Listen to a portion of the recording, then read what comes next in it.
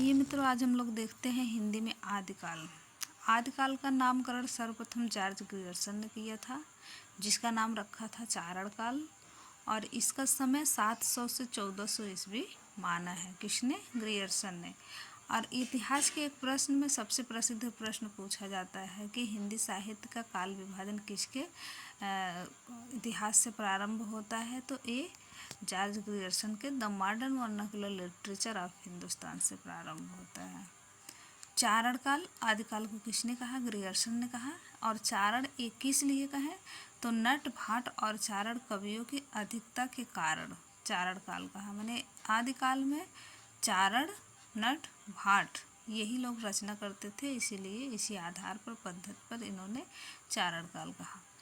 रामचंद्र शुक्ल ने जनता की चित्तवृत्तियों से जोड़ते हुए 12 वीर रस परक ग्रंथों के आधार पर वीरगाथा काल कहा। किसको? आदिकाल को। यानी कि अगर पूछ लिया जाए प्रश्न में आदिकाल को वीरगाथा काल किसने कहा, तो आचार्य रामचंद्र शुक्ल ने कहा।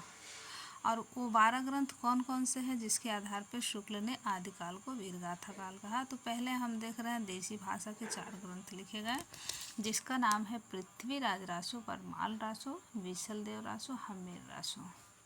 तो ये पृथ्वीराज रासो जो है वो चंद्रप्रदाय लिखे हैं। चंद्रप्रदाय पृथ्वीराज रासो के जीवन के बारे में लिखे हैं। परमाल रासो एक जगनिक की रचना है। इसका एक और नाम है आल्हा खंड, जो कि आल्हा उदल की वीरता का वर्णन है। विशलदेव रासो ये नरपति नाल का रचना है। ये श्रृंगारिक काव्य है, श्रृंगारिक रचना है। हमीर रासो ये सारंगधर की रचना है।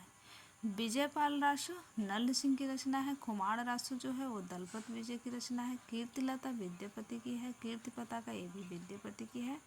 पदावली विद्यापति की ये भी है। ये मैथिली भाषा में लिखी गई है। इसी के आधार पर विद्यापति को मैथिल कोकिल कहा जाता है। जयचंद्र प्रकाश भट्ट केदार ने लिखा है। जयमयंक जसचंद्रिका मधुकर कवि द्वारा लिखी गई। अमीर खुसरो जो है ये तो खालिक बारी मुकरिया दो सुखने गजल लिखे हैं। यही वो 12 ग्रंथ है जिसके आधार पर शुक्ल ने आदिकाल को वीरगाथा काल कहा। तो हम लोग देख रहे हैं राहुल संस्कृत्यायन ने क्या कहा? सिद्धों की वाणी द्वारा सामंतों की स्तुति के आधार पर सिद्ध सामंत काल कहा। सिद्धों की वाणी द्वारा सामंतों माने राजाओं की स्तुति का आधार जो था, इसीलिए संस्कृत्यायन ने सामंत काल कहा, सिद्ध सामंत काल। डॉक्टर राम कुमार वर्मा ने संधि एवं चारण काल कहा। धीरेन्द्र वर्मा ने आदिकाल को अपभ्रंश काल कहा। चंद्रधर शर्मा गुलेरी ने अपभ्रंश काल कहा। महावीर प्रसाद द्विवेदी ने बीज वपन काल कहा। और हजारी प्रसाद द्विवेदी ने आदिकाल कहा। इसमें से सबसे प्रसिद्ध है हजारी प्रसाद द्विवेदी का कथन। उन्होंने आदिकाल को आदिकाल कहा।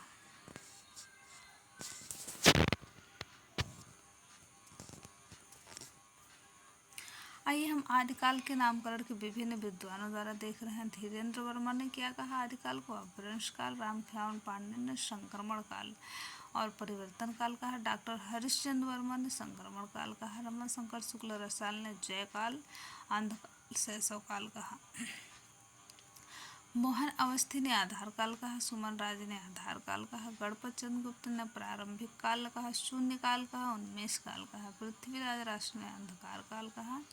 कमल कुल श्रेष्ठ ने अंधकार काल कहा। वासुदेव सिंह ने उद्भव काल कहा। रामप्रसाद मिश्र ने संक्रांति काल कहा। विजयेंद्र स्नातक ने वीर प्रस्तुति काल कहा। शंभुनाथ सिंह ने प्राचीन काल कहा। और श्याम सुंदर दास ने वीरगाथा या वीरगाथा काल कहा। रामचंद्र शुक्ल अंतर्निर्दिष्ट लोक प्रवृत्ति का काल कहा। हजारी प्रसाद द्विवेदी ने अत्यधिक विरोधी एवं व्याघातों का युग कहा। ये आदिकाल के विभिन्न नाम थे विभिन्न विद्वानों द्वारा। और आदिकाल का वर्गीकरण जो है वो 7 भागों में किया गया। पहला अपभ्रंश साहित्य, सिद्ध साहित्य है, नाथ साहित्य है, जैन साहित्य है, रासो साहित्य है। रासो साहित्य को वही चारण, भाट, नट के कहा जाता है और नाम से जाना जाता है। रास साहित्य, गद्य साहित्य। तो मित्रों, आज हम लोग देखें आदिकाल के विभिन्न नामकरण और विभिन्न विद्वानों द्वारा दिए गए मत के आधार पे।